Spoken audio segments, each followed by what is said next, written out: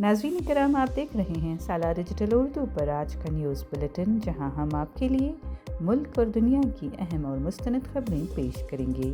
سیاست، سماج، معیشت، مذہب اور عوامی زندگی سے جڑی تازہ پیش رفت کے ساتھ اہم فیصلے، نمایاں واقعات اور وہ سب کچھ جو آپ کو باخبر رکھتا ہے۔ چلیے خبروں کا آغاز کرتے ہیں۔ کوگلو میں تقریباً 300 مکانوں کی مسماری کے خلاف ریاستی حکومت کے اقدام کو چیلنج کرتے ہوئے کرناٹک ہائی کورٹ میں ایک عوامی مفاد کی عرضی دائر کی گئی ہے۔ یہ درخواست کوگلو کے رہائشی جائبہ تبسم، ریحانہ اور عارف بیگم کی جانب سے دائر کی گئی ہے، جس میں ریاستی حکومت، برہد بنگلورو مہانگر پالکے، بنگلورو پولیس کمشنر اور بنگلورو نارتھ تعلقہ تحصیلدار کو فریق بنایا گیا ہے۔ معاملہ اب تک سماعت کے لیے درج نہیں ہوا ہے۔ درخواست میں الزام ہے کہ وسیم اور فقیر کالونیز میں مکانوں کو بغیر کسی پیشگی نوٹس اور بغیر سماعت کا موقع دیے منہدم کر دیا گیا۔ متاثرہ افراد کی بڑی تعداد مسلم برادری سے تعلق رکھتی ہے اور کئی خاندانوں کے پاس اپنے مکان سے متعلق دستاویزات بھی موجود ہیں۔ بی بی ایم پی افسران پر لازم ہے کہ وہ مبینہ تجاوزات ہٹانے سے قبل شو کاز نوٹس جاری کریں اور کم از کم 15 دن کا وقت دیں۔ سپریم کورٹ کی جانب سے بغیر تحریری نوٹس اور سماعت کے مکانوں کو مسمار نہ کرنے کی واضح ہدایات ہیں اور ان کی خلاف ورزی کی گئی ہے۔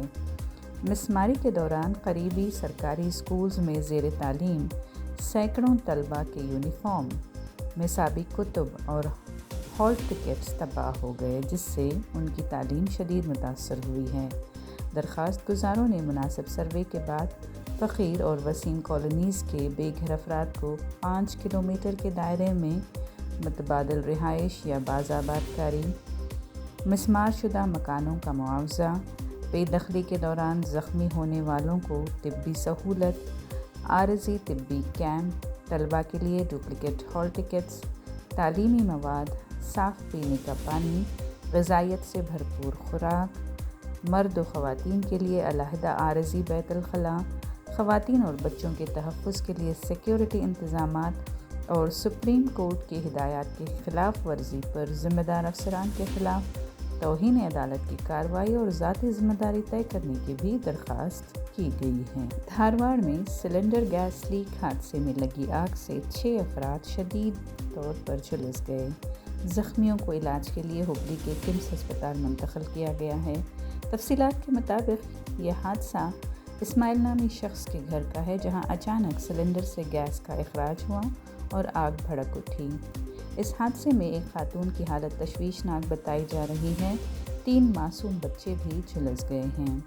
تمام زخمیوں کو پہلے دھارواڑ ضلع ہسپتال میں ابتدائی طبی امداد دی گئی، پھر ایمبولینس سے ہبلی کے کمس ہسپتال منتقل کیا گیا۔ پولیس اور فائر بریگیڈ کے عملے نے موقع پر پہنچ کر آگ پر قابو پایا۔ حادثے کے بعد ہبلی دھارواڑ کے police commissioner N Shashi Kumar نے ہبلی کے ایم سی آر آئی ہسپتال کا دورہ کیا اور زخمیوں کی عیادت کرتے ہوئے ان کی صحت کے بارے میں معلومات حاصل کی۔ پولیس نے جانچ شروع کر دی ہے۔ بಳ್ಳاری کے ہمباوی نگر میں سابق وزیر جناردن ریڈی کے گھر کے سامنے بینر نصب کرنے کے معاملے پر ہوئی جھڑپوں کے دوران کانگریس کا ایک کارکن ہلاک ہو گیا۔ یہ معاملہ 3 جنوری کو منعقد ہونے والے والمیکی مجسمے کی افتتاحی تقریب کو لے کر ہے۔ ہلاک ہونے والے کارکن کی شناخت راج شیکھر کے طور پر ہوئی ہے، جو کانگریس ایم ایل اے نارا بھرت ریڈی کا حامی تھا۔ پولیس کے مطابق ایک گروپ جناردن ریڈی کے گھر کے سامنے بینر لگانے کے لیے پہنچا، جس پر ریڈی کے قریبی افراد نے ٹریفک میں رکاوٹ کا حوالہ دیتے ہوئے اعتراض کیا۔ بات چیت کے دوران جھگڑا بڑھا اور دونوں جانب سے پتھراؤ کیا گیا۔ حالات بگڑنے پر سابق وزیر بی سری راملو اور کانگریس ایم ایل اے نارا بھرت ریڈی کے قریبی ساتھی ستیش ریڈی موقع پر پہنچے۔ پولیس نے حالات قابو میں کرنے کے لیے لاٹھی چارج کیا، تاہم اس کے باوجود پتھراؤ جاری رہا۔ اسی دوران موقع پر موجود نجی گن مین نے فائرنگ شروع کر دی اور صورتحال پر قابو پانے کے لیے پولیس نے بھی ہوائی فائرنگ کی۔ فائرنگ کے دوران راج شیکھر کو گولی لگی، جس کے نتیجے میں ان کی موت ہو گئی۔ ابتدائی طور پر یہ واضح نہیں ہو سکا کہ ہلاک ہونے والے پر فائر کس کی جانب سے تھا۔ پولیس نے جناردن ریڈی کے گھر کے اطراف میں دفعہ 144 نافذ کر دی ہے۔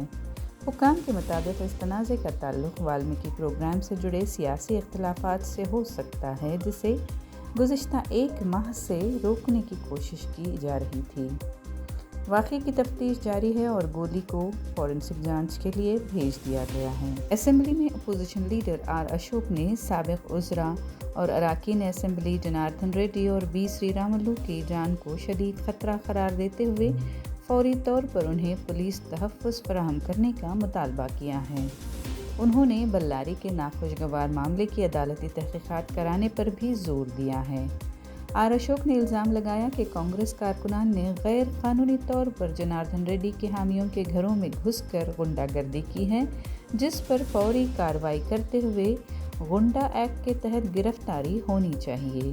ایک شخص کی موت کے ذمہ دار رکن اسمبلی بھرت ریڈی ہیں، لہٰذا انہیں فوراً گرفتار کیا جائے۔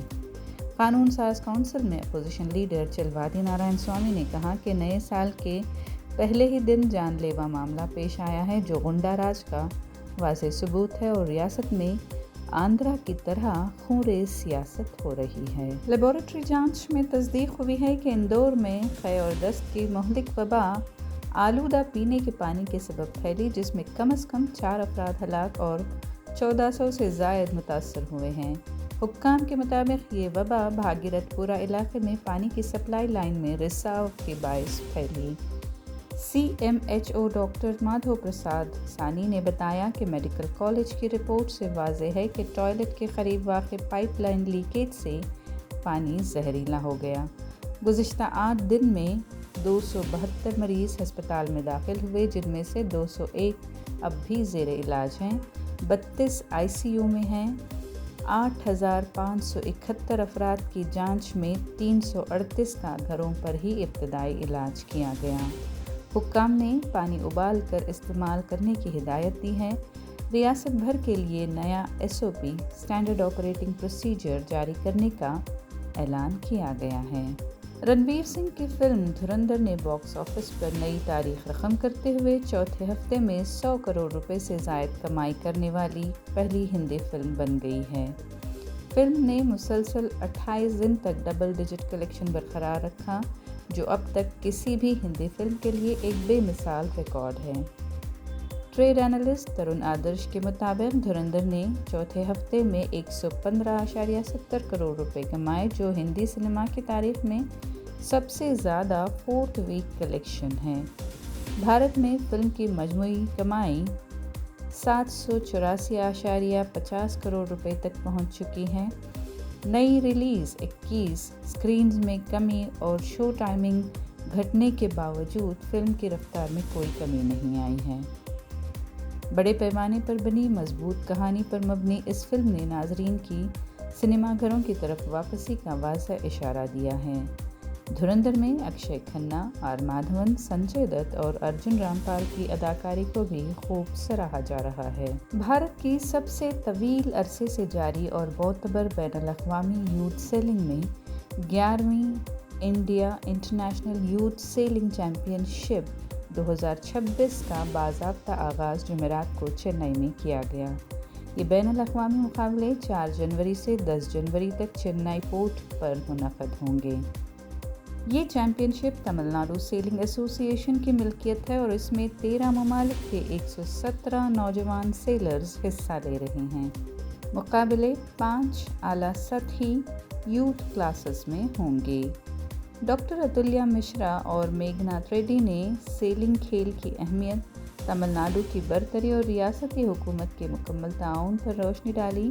انہوں نے مرینا بیچ، چنئی اور رام ناتھ پورم میں جدید سیلنگ سینٹرز آف ایکسلنس قائم کرنے کا اعلان کیا، جو ایس ڈی اے ٹی کے اولمپک واٹر سپورٹس ویژن کے تحت ہوں گے۔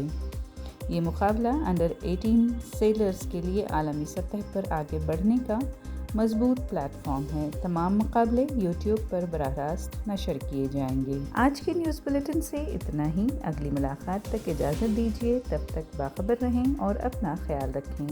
کامنٹ سیکشن میں ہمیں ضرور بتائیں کہ آپ کون سی نیوز سننا چاہتے ہیں۔